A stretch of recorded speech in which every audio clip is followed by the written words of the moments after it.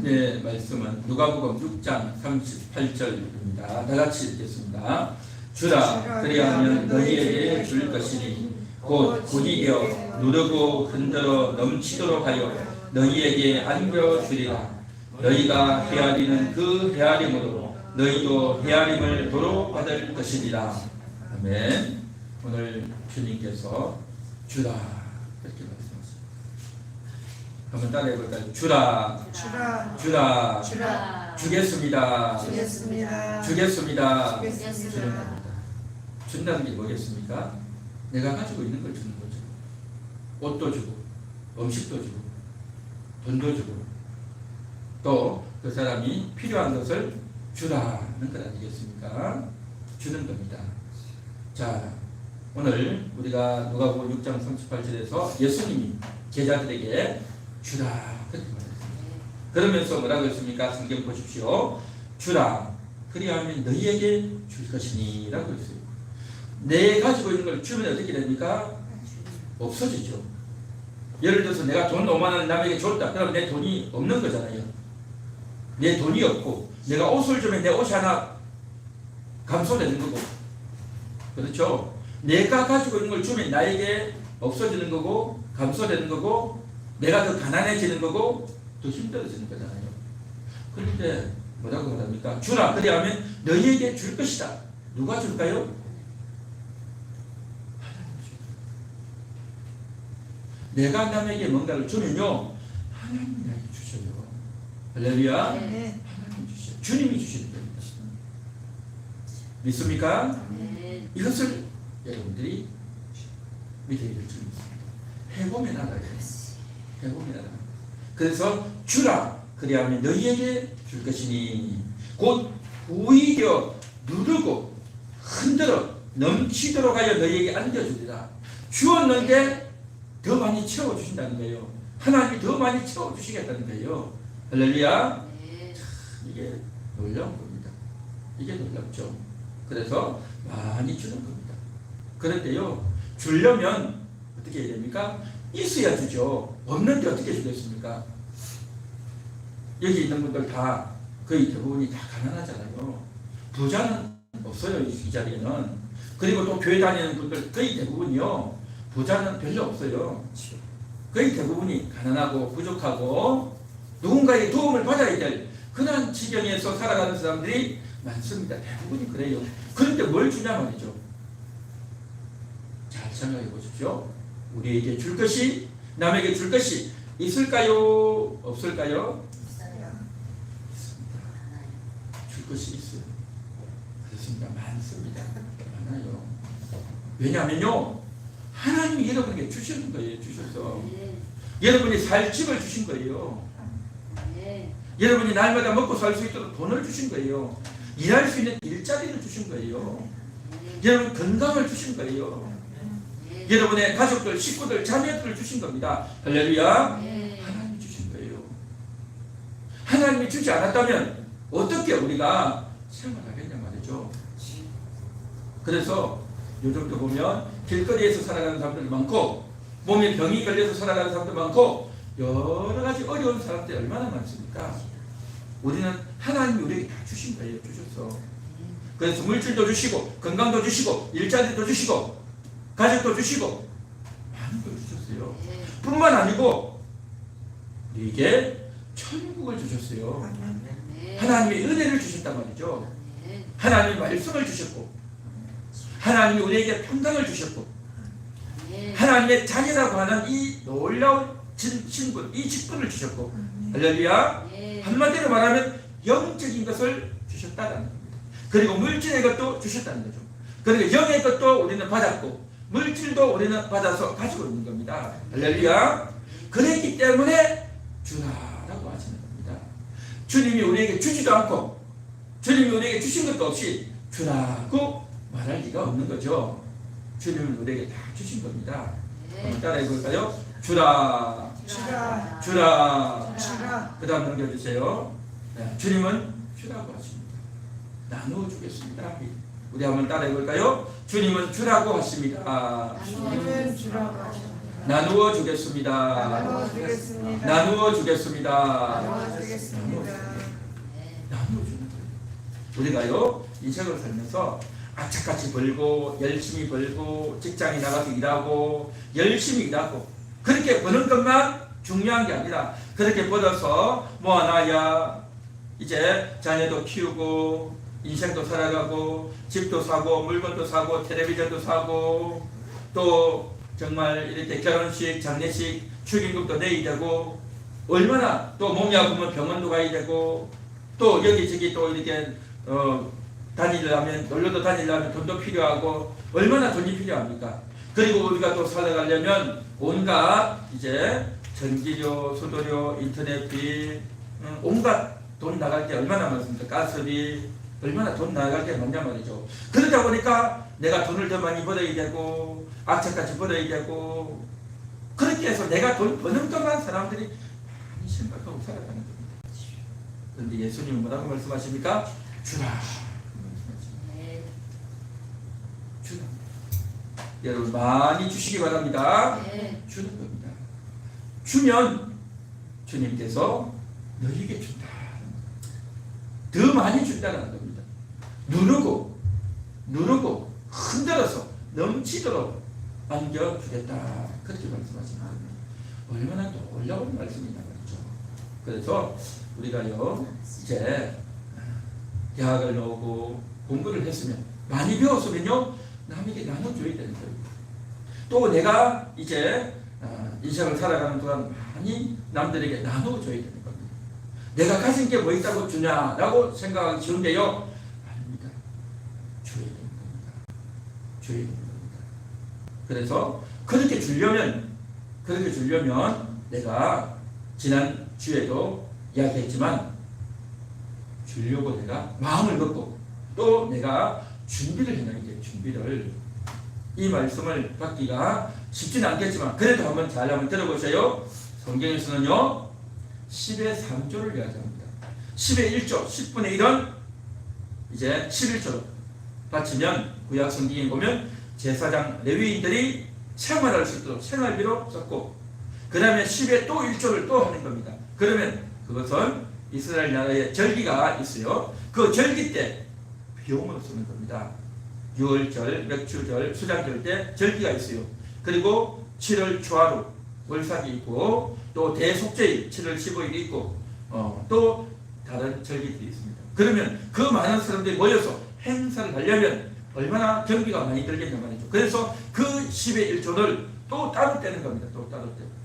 그리고 세 번째 11조가 있습니다. 그건 뭐냐면 이제 가난한 사람들, 나그네들 위해서 쓰는 겁니다. 고아와 과부들을 위해서 쓰는 겁니다. 그래서 10의 3조를 하도록 그렇게 했어요. 우리도 오늘날 살아가면서 이 11조를 하면 교회에 이렇게 하고 교회에서 여러 가지 운영도 하고 전도도 하고 구제도 하고 이렇게 하죠. 그렇게 하고 또 11조는 뭐 하냐? 부모님을 섬기는 겁니다.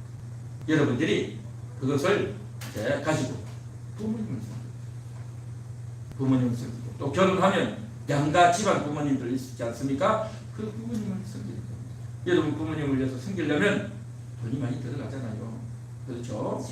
그래서 수입의 10분의 1 정도 아마 평균적으로 그렇게 들어갈 겁니다. 병원에 갈 때도 있고 맛있는 것도 드려야 되고 용돈도 드리고 하려면 돈이 많이 필요하단 말이죠. 그래서 11조. 그 다음에 또 나머지 11조는 뭐냐? 굳이 않는 겁니다. 가난한 사람들, 어려운 사람들 많습니다. 그래서 우리나라에도 있고 다른 나라에도 있고 얼마나 많냐 말이죠.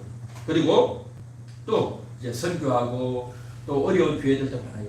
그래서 이런 사람들 도우려고 나름대로 마음의 준비를 하고 10의 3조 정도는 해봐야 되겠다라고 생각하면 이제 얼마나 할 수 있다는 겁니다. 한꺼번에 안 하던 거 하려면 힘들지만 마음을 먹고 차분히 하나씩 하다 보면요. 이게 뭐냐? 예수님의 말씀인 겁니다. 주라라고 했기 때문에. 누구에게 줘요? 부모님께 주고 가난한 사람들 또 어려운 교회들을 돕고 또 내가 다니는 이 교회를 돕고 섬기는 겁니다. 그렇게 하면 내 돈이 없어지고 내가 손해를 보고 내가 더 힘들어지고 내가 더 쪼달린다고 생각할지 모르지만 오히려 주님이 더 채워주시겠다라고 하는 겁니다. 할렐루야. 그래서 주는 겁니다. 주면서 사시기를 주님의 이름으로 축원합니다. 우리가 주려면 얼마든지 줄 수 있죠. 자, 그러면 그 다음 넘겨주세요. 어떻게 주어야 할까요? 한번 그 밑에 읽어보겠습니다. 시작. 요구하는 자에게 주겠습니다. 그 다음 도울 자를 찾겠습니다. 라고 했죠. 요구하는 자에게 주는 겁니다. 요구하는 자가 누구겠습니까? 도와달라는 거예요. 나 좀 도와달라는 거예요. 그래서 정말 어려운 사람, 가난한 사람 많이 있습니다. 그리고 갑자기요, 길을 걸어가다가 한 푼 달라고 하는 사람도 있고, 또 갑자기 가다가 자비가 없다고 또 도와달라고 하는 사람도 있고, 멀쩡한 사람이 자비를 달라고 도와달라고 하면 어떻게 생각합니까? 이 사람 또 거짓말하는 거 아니야? 그렇게 생각해요. 대부분. 물론 그럴 수도 있어요. 물론 그럴 수도 있지만 중요한 건 뭐냐면 진짜일 수도 있어요. 진짜일 수도 있어요. 그래서 우리가 그런 사람들 도와주는 거 그렇게 많은 돈이 아니에요. 그래서 우리가 도우려고 하는 마음의 자체가 중요한 거예요. 마음의 자체가 있으면 내가 정말 어려운 사람도 돕고, 또 때로는요 그 사람이 거짓말할 수도 있어요. 그렇죠. 그래도요 왜요? 예수님이 주라고. 내가 그걸 다 따져가지고 분석해가지고 진짜냐 거짓말이냐 분석해가지고 주려고 하면요 절대 줄 수 없어요. 그렇게 분석하다 보면, 분별하다 보면, 판단하다 보면 못 주게 돼요. 안 주게 될 이유가 더 많이 생기는 겁니다. 그래서 예수님이 이렇게 말씀하셨어요. 오늘 누가복음 6장 38절 보십시오. 너희가 헤아리는 그 헤아림으로 너희도 헤아림을 도로 받을 것입니다. 그렇죠. 헤아리는 게 뭐겠어요? 계산하는 거예요. 계산. 따지는 겁니다. 이 사람 진짜인가? 거짓말 아니야? 내가 속는 거 아니야? 내가 이거 돈 주고 나서 내가 바보 되는 거 아니야? 그 생각을 딱 한다는 거예요. 그 생각을. 그런 생각을 하다 보면 못 주는 겁니다.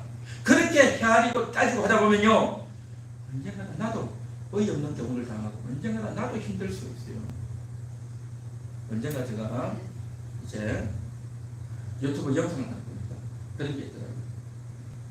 어떤 사람이, 남자가 진짜로 돈이 없는 거예요. 지갑을 두고 온 거예요.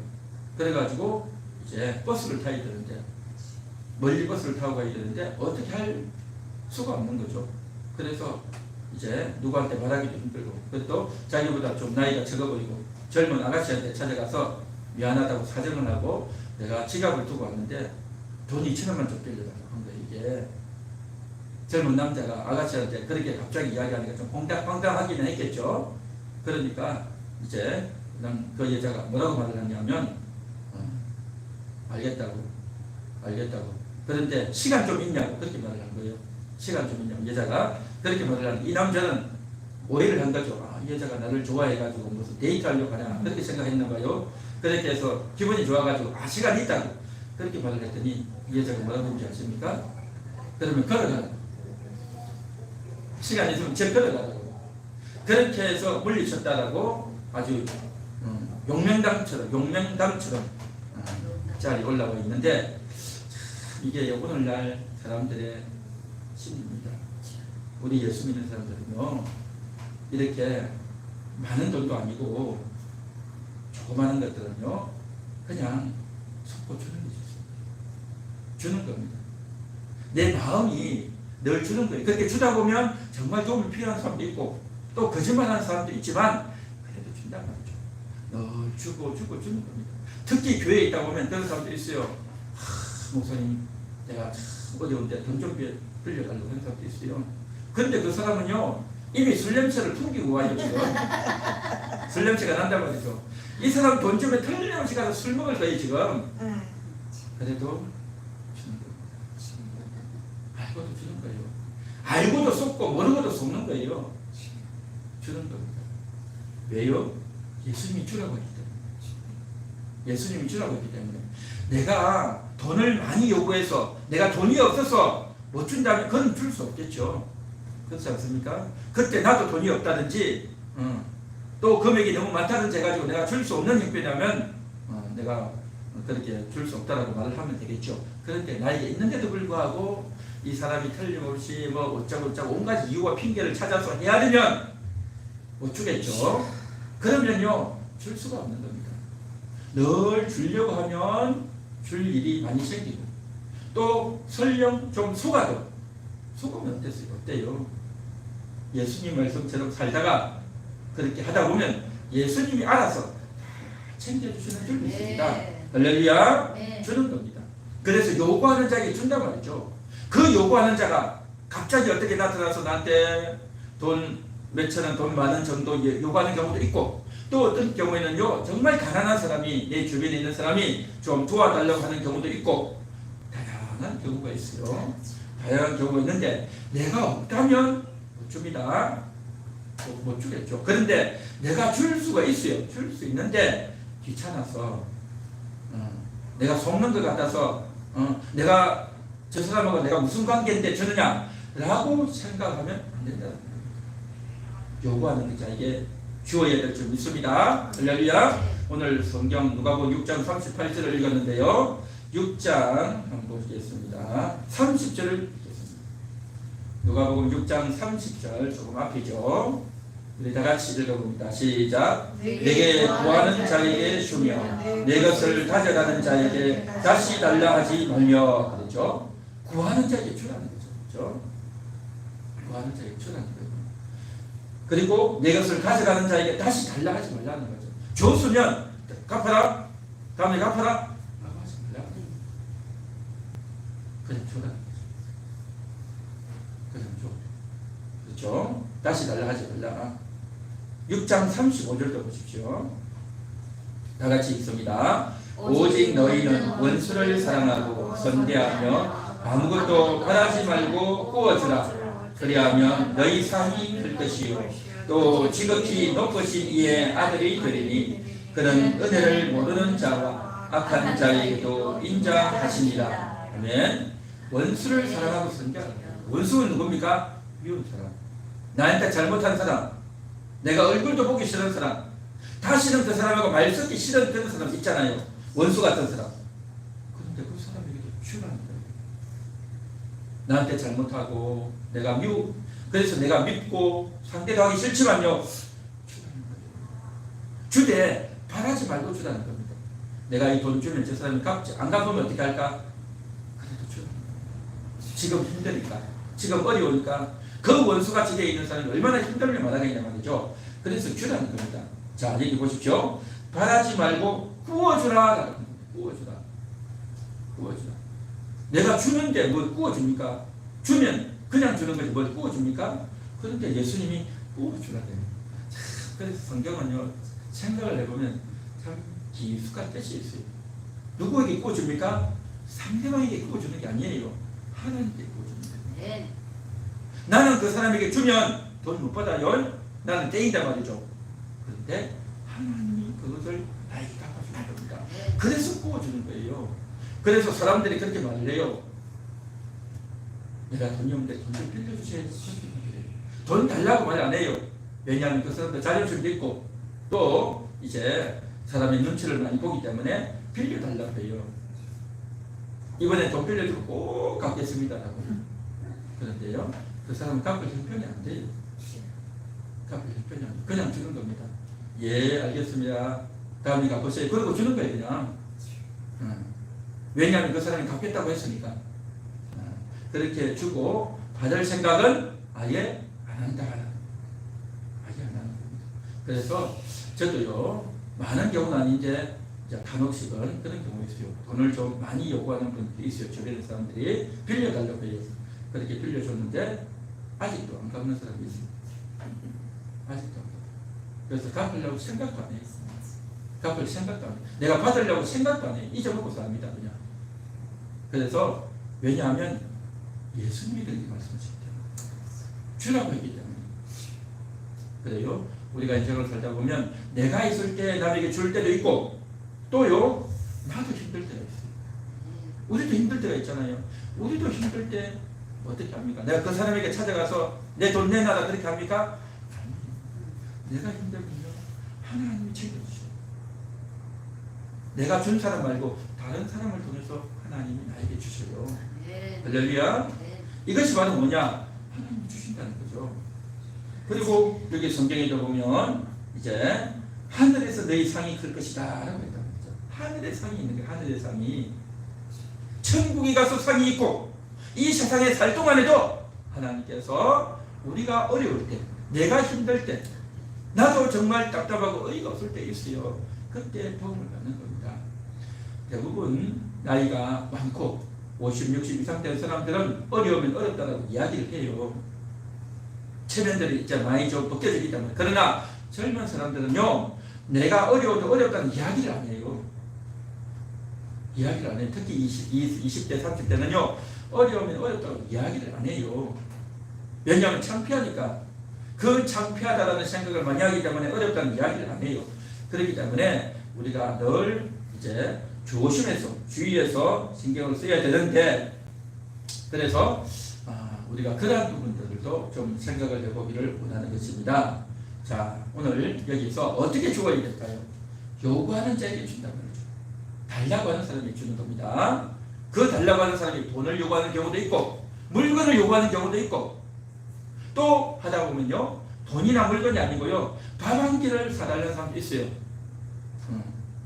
또 여러 가지 다양한 요구들이 있습니다. 그러면 주는 겁니다. 주는 거예요. 내가 있는 걸 준단 말이죠. 자, 그렇게 주는데 그것뿐만 아니라 이제는 나에게 달라고 하는 사람이 요구할 때만 주는 것이 아니라 내가 찾아야 되는 겁니다.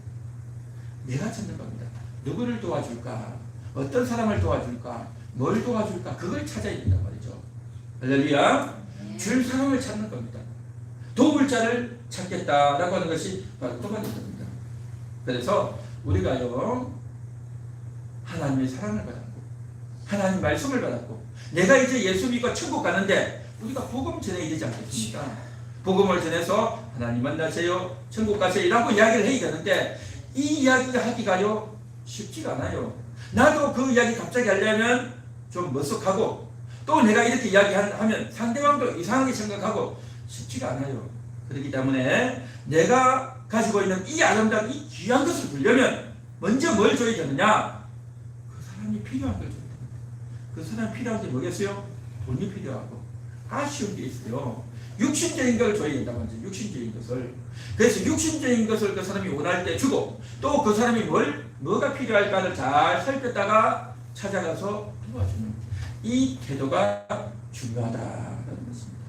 할렐루야. 그래서 육신의 것을 가지고 늘 접촉하고 돌아보고 관심을 가지고 그렇게 해야 된다는 것입니다. 그래서 우리가 기도해야 되는 겁니다. 하나님, 내가 도와주고 싶은데 누구를 도와줘야 되겠습니까? 어려운 사람이 누구입니까?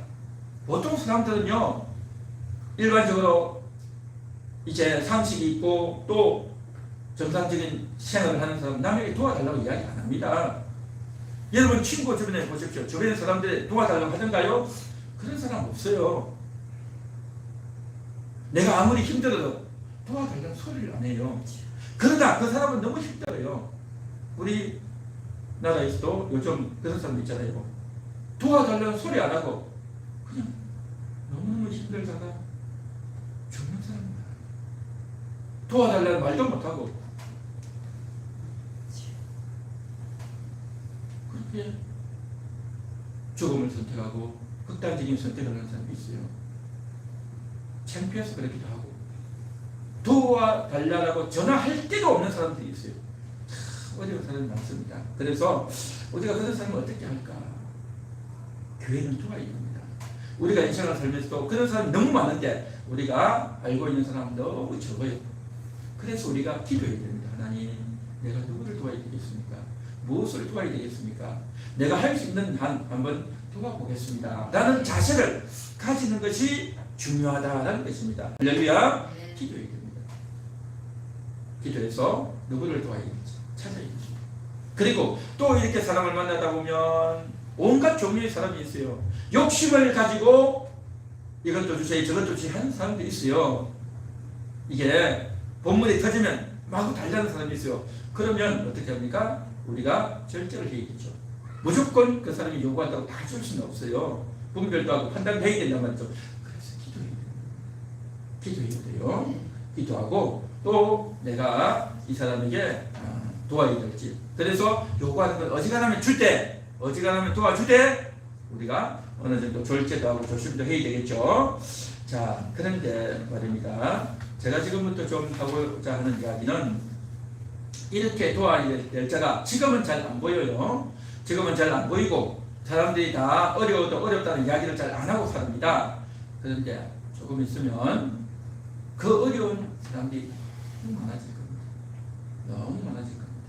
왜냐하면 한국 사회에 경제적으로 위기가 지금 몰아닥치기 일보 직전입니다. 사람들이 잘 모르죠. 먹고 살기 너무 어려워진단 말이죠. 그래서 경제 위기가 오면 그 한 사람, 그 가정, 가족들 이 삶을 완전히 파괴를 합니다. 아무리 내가 열심히 일을 하고 회사를 가고 돈을 벌고 싶어도 일할 데가 없어지는 그런 날이 올 수가 있다는 것입니다. 1997년도에 한국에 IMF가 왔죠. 이 IMF로 인해서 한국 사회가 엄청나게 충격을 받았습니다. 그래가지고 대략 한 300만 명 정도가 피해를 받습니다. 300만 명. 그 IMF가 뭐냐? 바로 외환 수급 문제 때문에 IMF가 생겼는데, 그래서 이제 기업들이 은행에서 돈을 빌려가지고 사업을 한다고 말이죠. 그 사업을 하려면 기업들은 몇 천만 원, 몇 억, 수십억, 수백억을 빌린단 말이죠. 그 돈을 빌려가지고 이제 부정부패하고 정정유착하고 이렇게 했단 말이죠. 그렇게 해서 했는데 그만 은행이 파산이 나고 있는 겁니다. 은행이 부도가 난 거예요. 그래서 IMF 때 은행이 부도가 돼서 넘어간 게요, 20개가 넘어요. 엄청난 많은 은행이 넘어간 겁니다. 은행이 넘어간다는 것은 뭐겠습니까? 큰 사회의 충격인 겁니다. 그로 인해 가지고 기업들이 또 큰 기업, 작은 기업, 중소기업 이런 기업들이 다 무너지고 파산되었습니다. 그래서 한 300만 명 정도가 돈이 없으니까 직장에서 잘리고 또 사업이 무너지고 하면서 그 사람들이 엄청난 어려움을 많이 겪고, 그런데 앞으로요 이제 올 연말이나 내년 초 되면 큰 경제적 위기가 오는데 옛날에 왔던 97년도에 왔던 것보다 훨씬 더 세고 강한 게 와요. 세고 강한 게 온단 말이죠. 그때는 길을 걸어가다가 누가 한 방을 확 때려가지고 맞아서 쓰러졌다가 다시 일어나서 길을 걸어가는 그러한 시기였다고 한다면, 지금은 어떤 시기냐? 나이가 많고 늙고 병도 들고 여기저기 아프고 쑤시고 너무너무 힘든데 더 큰 것을 얻어맞는 그런 적이 될 수 있다. 무슨 말이냐면 지금 한국의 수출이 굉장히 지금 줄어들었어요. 수출이 안 돼요. 수출도 급감했고요. 또 내수라고 해서 한국 자체 내에 이러한 물건을 팔고 사는 것도 굉장히 줄어들었어요. 내수가. 그리고 회사에서 투자도 안 해요. 투자가 뭡니까? 큰 이제 해외에 투자해서 돈을 벌여 이제 투자해서 사업을 벌여야 되는데 그걸 못 해요. 지금 투자를 안 한단 말이에요. 기업에. 그리고 기업 성장도 안 하고 너무너무 어려워요. 결국 실업자가 안 하는 거죠. 직장이 없어진단 말이죠. 이러한 일들이 굉장히 많이 생기는 겁니다. 거기다가 빚이 너무 많은 거죠. 가계 부채도 많고 기업 부채도 많고 국가 부채도 많고 곳에 빚이요 수백조 수천조 되는 겁니다. 그런 빚들이 너무너무 많다 보니까 국가 전체가 너무너무 어려워서 만성화되는 겁니다.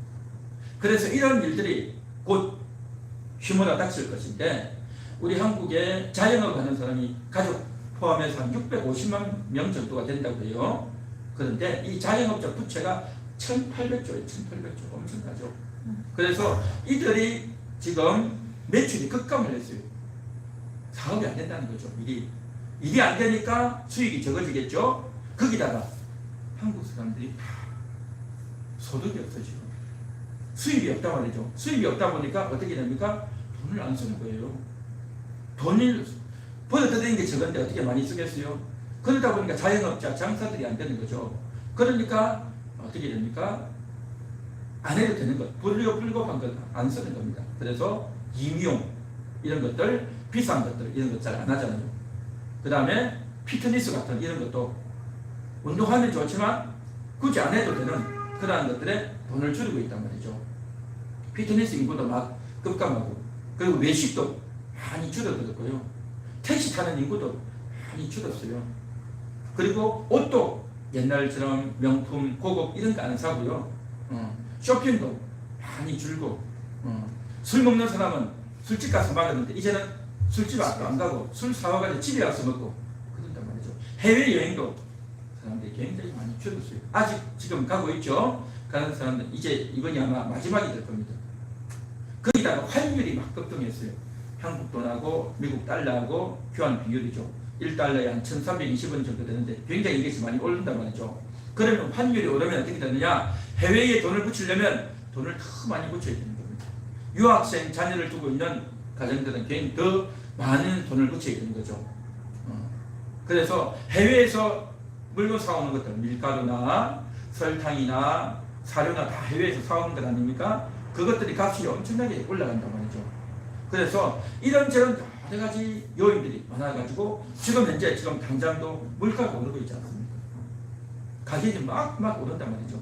그 물가가 그렇게 오르는 것이 우리는 물가만 오르는구나 라고 생각하지만요, 경제 전체가 지금 다 무너지고 있는 그러한 상황이다라는 것입니다. 그래서 이런 것들이 다 결합돼가지고 어려워지는 겁니다. 그리고 아파트 집 샀던 사람들, 은행에 빚내가지고 집 샀던 사람들, 그 집값이 어떻게 됩니까? 예를 들어서 한 5억 하던 아파트가 이제는 4억이 되고 3억이 되거든요. 그렇게 되어지고, 그리고 결국 어떻게 됩니까? 그 집, 자기 집 되지도 못하고 빚을 갚아야 되는데 이자는 계속 갚아야 되고, 수입은 없는데 이자는 갚아야 되고, 그 집이 자기 집이 되지도 못하고, 그러한 경우가 부지기수가 생기는 겁니다. 아파트 샀던 사람들, 주식했던 사람들, 코인했던 사람들, 코인은 지금 거의 다 폭망했죠. 이러한 일들이 엄청나게 생긴다는 겁니다. 그래서 참 너무너무 어려워지는데, 그래서 지금 현재 IMF 이후에 한국의 극빈층이 한 1,000만 명 정도 된다고요. 한국의 빈곤 계층이 1,000만 명. 그래서 그 1,000만 명 중에서 한 250만 명 정도가 기초생활수급자나 차상위 계층이나 그렇게 되어져요. 그렇게 도움을 받고 그렇게 있는데 750만은 방치되어 있는 거죠. 도움도 받지 못하고 너무너무 어렵게 살아가고 있어요. 그런데 이 경제위기가 오면 어떻게 되어지느냐?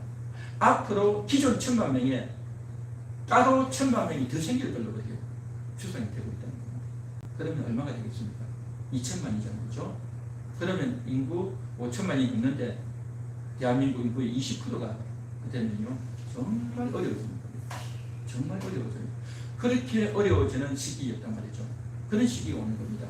옛날에 1960년대, 70년대는 시골에서 서울에 올라와가지고 열차만 타고 서울역에 올라오면 그곳에서 구두 닦기도 하고, 또 이제 남의 집에 가서 식모도 하고, 공장에 가서 일도 하고, 열심히 고생하고 일해가지고 돈 벌고, 시골에 있는 부모님들께 이제 보내드리고, 동생들 이제 공부도 시키고, 그리고 결혼해가지고 자녀도 낳고, 자녀들 대학도 보내고, 다 그렇게 여태까지 살았지 않습니까? 그런데 그때는요, 일을 할 직장이 있었어요. 도시로 가면 그래도 먹고 살만 했단 말이에요. 그러나 지금 어려움이 다가오면요, 그렇게 돈 벌 데가 없어지는 겁니다. 돈을 벌 데가 없어요. 지금 학생들 대학을 나와도 졸업을 할 수가 없잖아요. 그래서 청년층들 거의 대부분이 지금 실업자고 실직자예요. 다 가난한 사람이 되는 겁니다. 그리고 노인들 대부분이 돈 없잖아요. 노인들 대부분이 지금 극빈층이 되어지고 정말 점점점 가난해진단 말이죠. 그리고 이제 자영업 하는 사람들 650만의 그 인구, 그리고 사업했던 사람들, 그리고 그 사람들이 데리고 있던 그 자영업자 밑에 있던 회사원들 어떻게 되겠습니까? 다 줄길이 어려워지는 겁니다. 굉장히 어려워지는 그런 시기가 다가오는데, 여기에 대해서 사람들이 잘 모르고 있고 인식도 없고 생각도 안 하고 뭐 어떻게 되겠지라고 생각을 하는 사람들이 대부분입니다.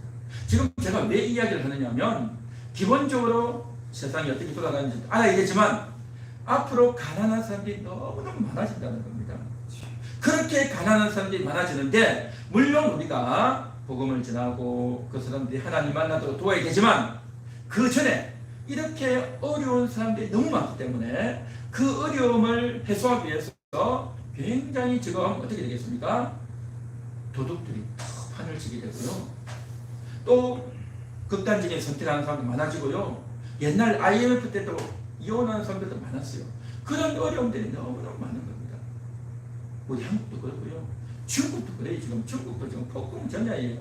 중국도 공무원들은 월급을 못 받는다는 거 아니겠어요? 지금 공무원들이 월급을 못 받으면 어떻게 살겠어요? 못 받고, 미국도 지금 너무너무 어렵고요. 각 나라마다 다 어려운 그런 지경에 있습니다. 이런 실정에서 사실은 우리가 그 사람들 어떻게 돕겠습니까? 국가도 못 돕는데, 그래서 우리가 그러한 처지에 있는 사람들을 근본적으로는요, 하나님이 하시게 되는 겁니다. 우리는 할 수가 없어요. 그런데 우리는 여기에서 대해서 그러한 국가적인, 사회적인, 그러한 전반적인 어려움과 위기 상황 가운데서 기본적으로 우리의 마인드가 어떻게 되느냐? 내가 도와보겠다.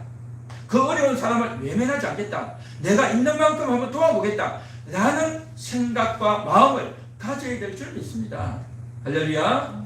이런 겁니다.